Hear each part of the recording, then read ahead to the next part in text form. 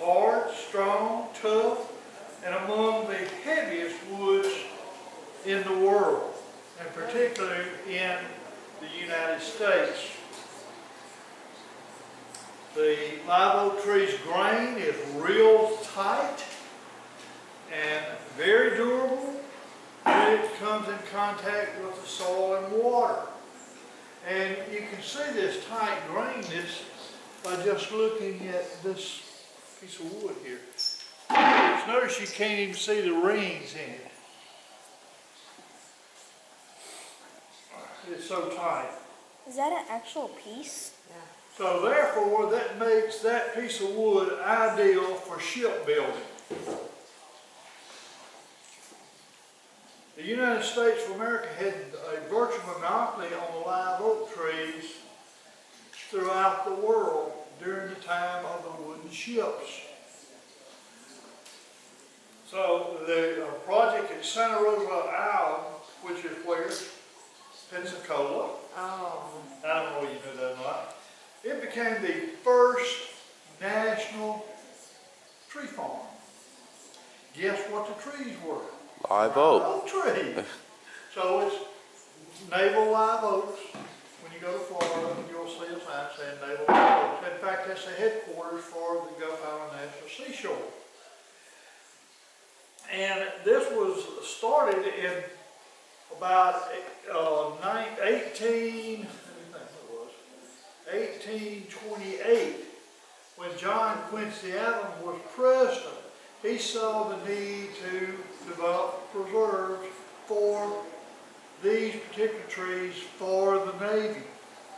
Then along came Andrew Jackson, and believe it or not, there was a live oak preserve in Biloxi, Mississippi.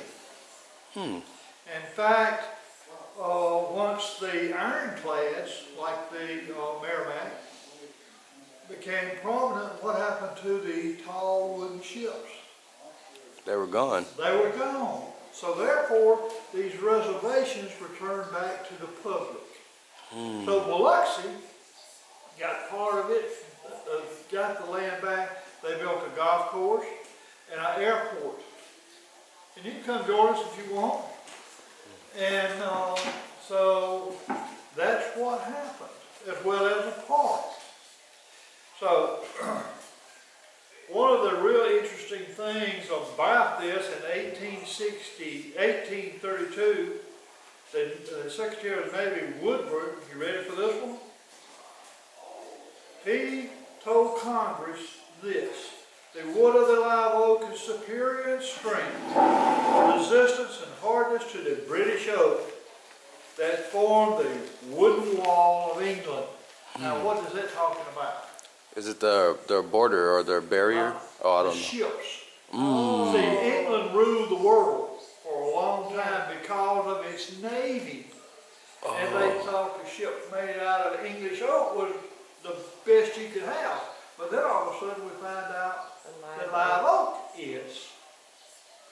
So, and even today during Katrina, whenever some of the live oaks were blown down, they actually cut them into logs, the limbs as well as the trunks, and they're over at the CV base now in storage in case the wooden ship that's still in active service today needs repair. And that is what ship?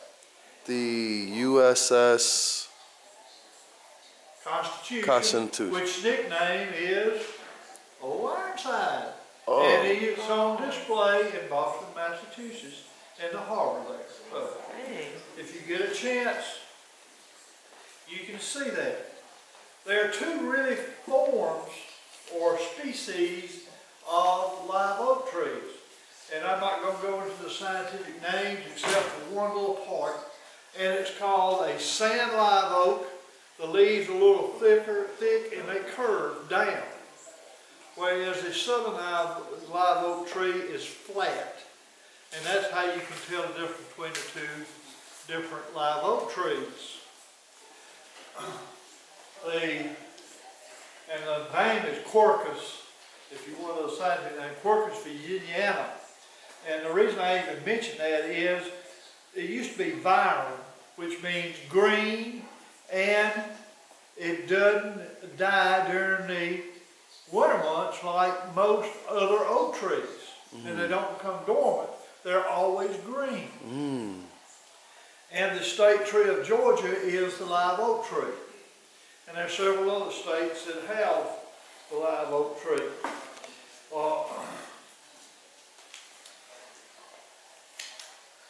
The live oak tree is all along the Atlantic coast. It's very prominent in Florida, Louisiana, Mississippi, and Alabama on the coastline, about 20 miles up, and that's it. The rest of it, people have transplanted those trees in other areas. So it's real interesting how all of this takes place. And this gives you a little idea of where the live oaks may be. Oh. How come they go so far into Texas? Because they, the sand, the soil is ideal for the live oak tree to grow. And most trees cannot grow where these live oak trees grow, though. This is the thing that's real interesting. A little history. I talked about the native live oak. In 1906, the Biloxi native live oak was given to Biloxi. And Biloxi built, like I said, the golf course, and the airport, and everything. What is it today? It's Keesler Air Force Base, the Veterans Administration Hospital, and it's also the National Cemetery. Oh. And it's gorgeous to go see those trees right off Taft Road, right off the beach here over in Biloxi, Mississippi. Now, we talk about how does these live oaks survive in the weather. I'm going to use this hose as an example. Think about this tree is facing the ocean, and this hose can flex. And this is called on the windward side of the tree. And that's basically the front side. But on the back side of a live oak tree, it forms an angle like this. And what it does, this angle, along with this flexing here, enables that live oak tree to withstand all the hurricanes and the winds and everything. As well as the winds, the limbs actually bow to the wind, and they have the same structure in them. So it's truly amazing how Mother Nature makes things happen. Yes. Can you see that in the live oak, how it has that kind of split? Not really. The grain is so tight, but it's just truly amazing how it works. One side is flexing, the other side is stiff, and if you know anything about the power of an angle, that makes a difference. That's the reason those knees are built in the ships. Now, do people build their houses out of live oak tree? No, they are, that's what I'm going to next. The live oak tree is basically protected everywhere. If you're building a building, you have to get a permit, and you have to get approval from the Live Oak Committee of every city on the coast, and particularly the city where the live oak tree is. Now, if you go to the O'Keeffe Museum, the art museum over in Biloxi, if you notice, the architect built the buildings around the live oak trees. So it can protect it. It's pretty amazing. But if you go that way and you see that, think about that building was built around the oak trees. They didn't cut any of them down. So, the Hancock Bank today is one of the ones that's really helping to preserve the live oak trees. But at one time in the United States, there was a live oak society. And here's the thing, live oak trees could only be the members. They had to be over 100 years old, 17 feet in circumference, and a spread of like 125 feet wings. tree branches. So, but they also had to have a human sponsor. Guess what the dues were? Let's take a wild guess. What's the fruit of a live oak tree? Acorn? Acorns!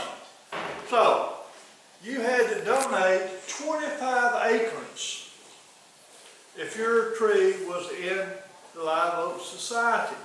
It went to the Southwestern Louisiana Institution, which is now the Southwestern Louisiana University.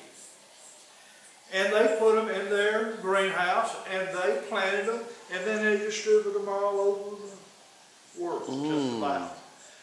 And the unique thing about the live oak tree is it survives in soil that is not really nutritious. It also stabilizes the sand, and it's a good food for squirrels. And what other animal loves acorns? Deer and turkey and wild hogs. I did not know that. Oh yeah, big time. Wow. So, the largest oak tree, the live oak tree that we know of today is 37 feet in diameter, 55 feet tall, and has a spread of 132 feet, and this is in Louisiana.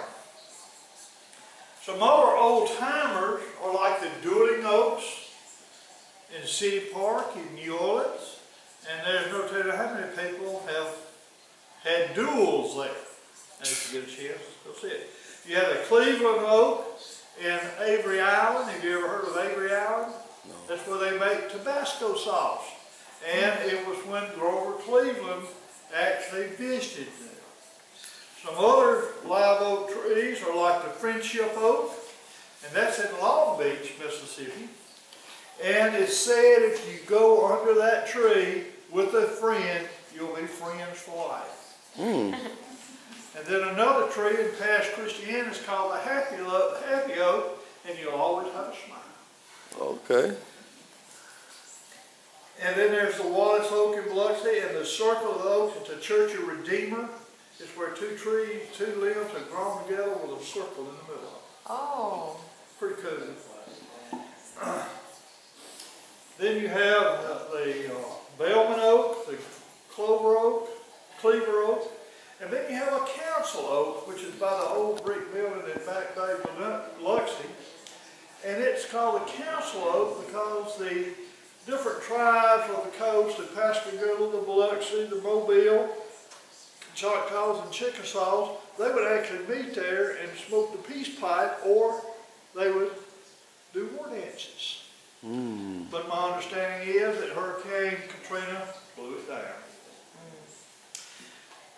The Graduation Oak, they thought was actually dead. Let's see, I think I got a picture of it. Let's see if I can find it real quick. The Graduation Oak is where they used to have the Gulf Coast Military Academy. And here it is. And they cut all the limbs off of it, and we're fixing to cut it all the way down. But guess what? The Graduation Oak, this is at the Armed Forces Retirement Home. Guess what happened? It grew bigger. No, it started sprouting limbs. So it wasn't dead after all. Oh. So once they trimmed it, it started growing more. Gave it a little haircut. Yeah. All the limbs, but Katrina did a real good job on it. You know, Yeah. They cut all the limbs off it, and they're going to pull it up. And they had to have permission to get rid of the tree, but that tree fooled them. And now it's even prettier than that is. So. Pass it back. We also have the Majestic Oaks, which whenever you turn go into the campground, if you look over to the right, the Majestic Oak was an old farm and has a lot of live oak trees on it. And it's like a preserve also. Just a little bit about the genetic makeup, which you already know some of the things. its ability to resist both foliage damage from salt spray, which is toxic to most plants, but it survives. Live oak trees not only endure salt, but withstand the wind-blown sand, a common phenomenon on the coast. And if you've ever been in a sandstorm on the coast, the sand, if it gets blown right, can actually cut you. So, the live oak tree endures drought, fluctuations in temperature, low nutrient levels in the coastal sandy soil. It has a natural brace to protect it from hurricanes, like I showed you, as well as a flex, which is truly incredible. So these characteristics keep the live oak in the storm stable. Live oak tree stabilizes the soil as well as sand dunes and sand. The live oak helps establish vegetation to grab a hold in this sand as well. And the live oak tree plays an important part in the estuary, providing food as well as very stable environment for other plants to grow. But there's another little thing. Have you ever could you figure out why these live oak trees can survive out in this marsh area?